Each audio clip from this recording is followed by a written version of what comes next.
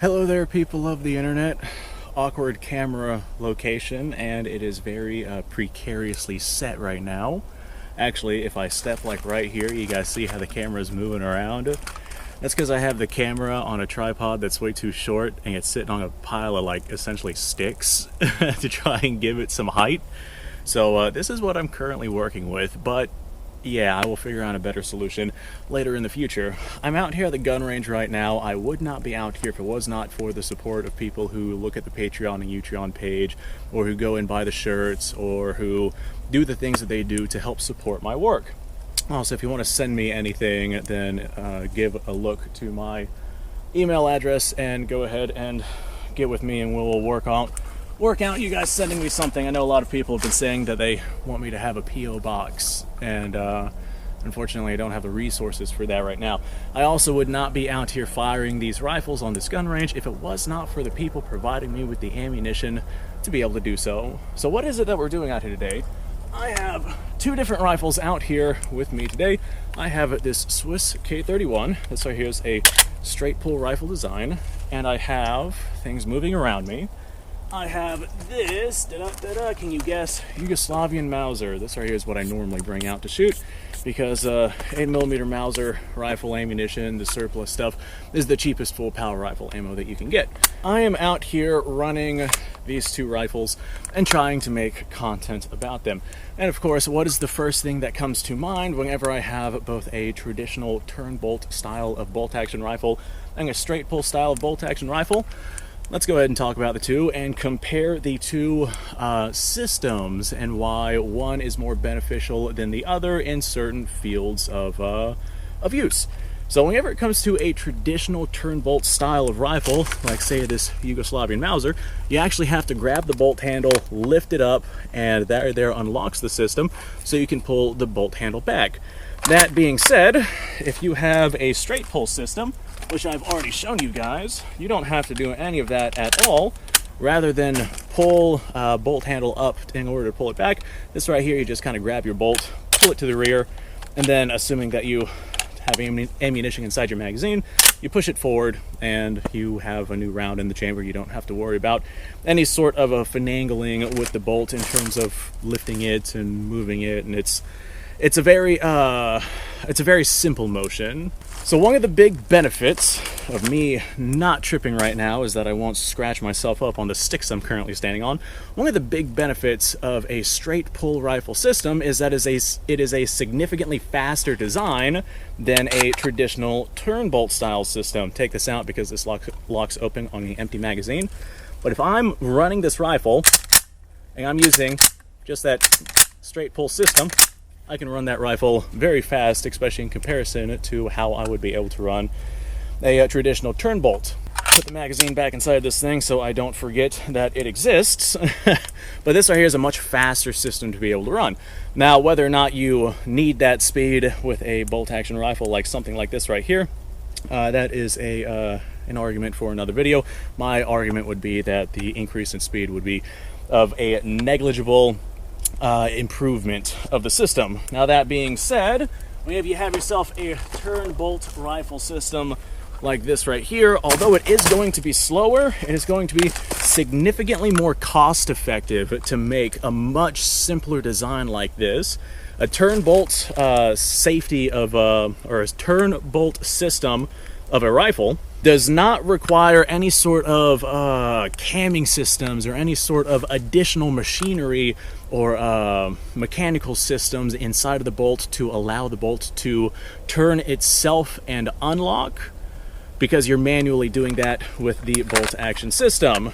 With the straight pull, there's an actual camming system on the bolt itself that as you pull the bolt back, that camming system turns the bolt itself, and that unlocks the system. It basically does the same thing that you're doing with your hand. This right here is a far simpler and far more cost-effective design. A lot less to go wrong with something like this. Go ahead and grab the Swiss straight pull rifle here. You can see the camming system right here on the front of the bolt. As I pull that back, this little piece of metal right here rotates that camming system and thus turns the bolt. As a matter of fact, I will go ahead and show you that right now. See the serial number on the top of the bolt right there? As I pull this back, you can see that serial number has turned away because the bolt itself has turned and unlocked itself to allow the system to be opened. So that being said, if you have yourself some sort of straight pull rifle system like this right here, this lends itself much easier converted to some sort of self-loading or semi-automatic system, because you don't have to worry about having some sort of additional add-on camming surface with like an operating rod or something like that in order to operate the bolt action system like you would on a traditional turn bolt style rifle. For something like this right here, if you just had an external gas piston or some sort of operating rod of some kind that just pushed the rifle bolt straight back and some sort of spring to pull it forward, you would have your self-loading rifle very, very easily. You just bang, a gas system would push it back, spring would push it forward, and that would be the easiest way to convert your bolt action rifle into a self-loading system. If you have some sort of bolt action rifle that has a traditional style of turn bolt system, you would need some sort of external camming system built into the rifle that whenever you fire, that camming system would lift the bolt up and then push the bolt back, and then some sort of spring system would push it forward, and then that same camming system would have to turn the bolt back down, and that is a much more intricate design, much more expensive design, much more difficult design to produce for converting a bolt action rifle into a semi-automatic. Now, I don't foresee any of us doing that, but if you ever decided you wanted to do it, straight pull systems are the way to go.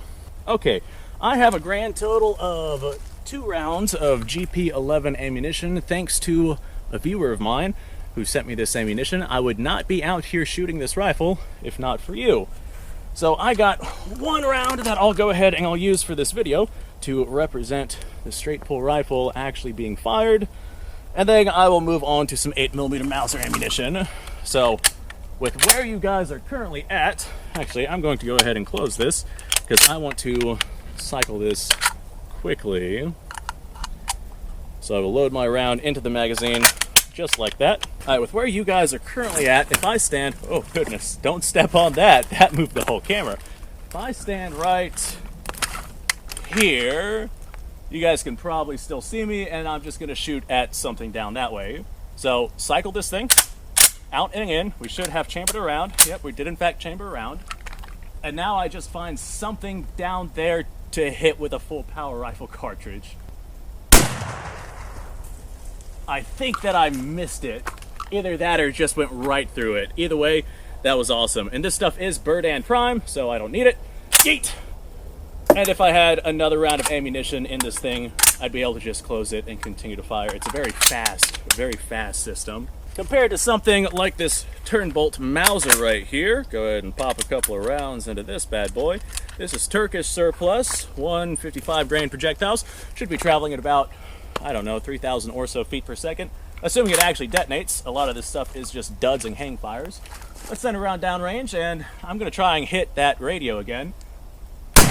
Aha! Got that bastard that time.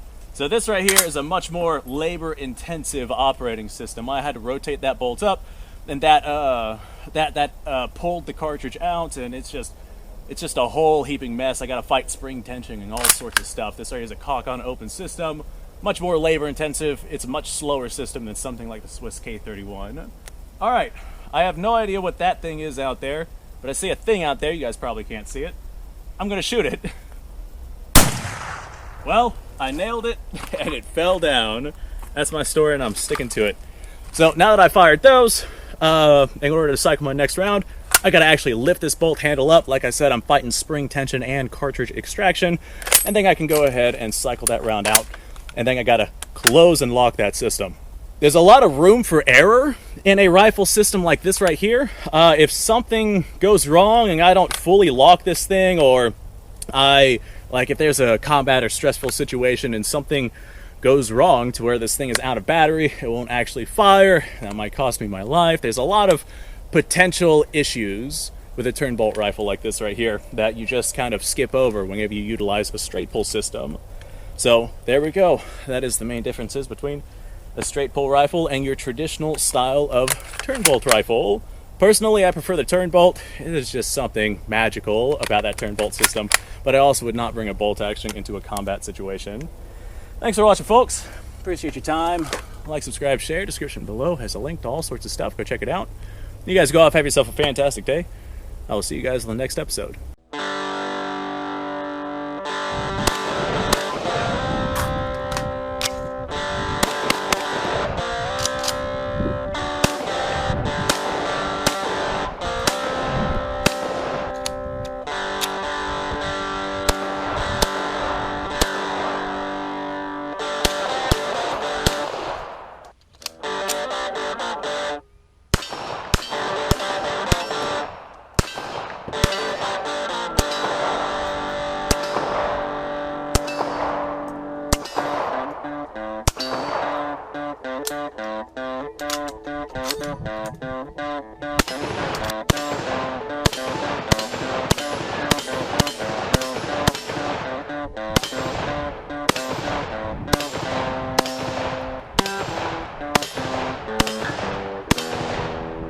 Been a little while since I've done this.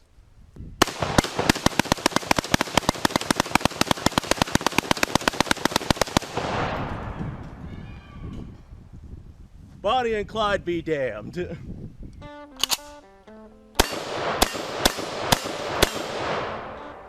Poor man's Garrett.